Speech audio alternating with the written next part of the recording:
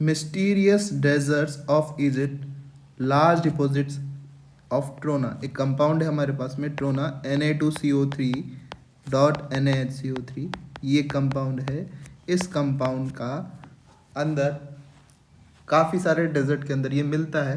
जब इस ट्रोना का एक सैंपल लिया, ठीक है, कम, ठीक है, उसको डिज़ोल्व किया पानी के साथ में और टाइट्रेट किया 0.1 मोलर HCl के साथ, ठीक है।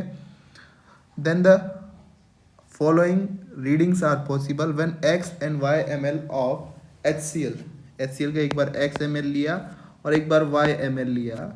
Separate titration, equal volume of the solution, दोनों के वॉल्यूम हमने यहाँ पर इक्वल लिए, इसका VML लिया और इसका भी VML लिया।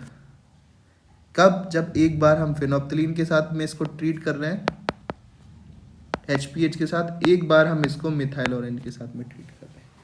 तो इन केस ऑफ इस जो ट्रोना कंपाउंड है, इसका N फैक्टर 1 होगा जब हम HPH यूज़ करेंगे, क्योंकि इसका वर्किंग pH होता है 8.2 से 10.3, यानी हमारे पास में यहाँ पर केवल Na2CO3 पार्टिसिपेट करेगा और वो कन्वर्ट होगा NHCO3 में।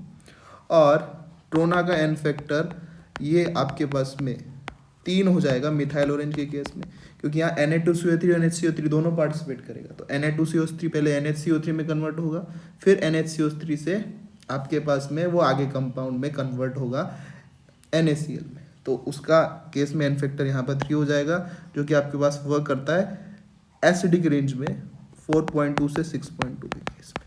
तो अगर हम बात करते हैं इक्विवेलेंट, इक्वल कर दें यहाँ पर, ठीक है, तो इक्वल वॉल्यूम लिया है दोनों जगह आपके पास में इसका, तो इसका मोलरिटी इंटू वॉल्यूम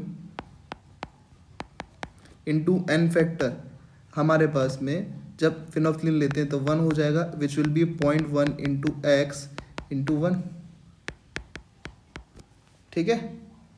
और molarity into volume into N factor जब हमारे पास में हम मिथाइल ऑरेंज लेते हैं तो 0.1 into y, 0.1 into y into 1/1000।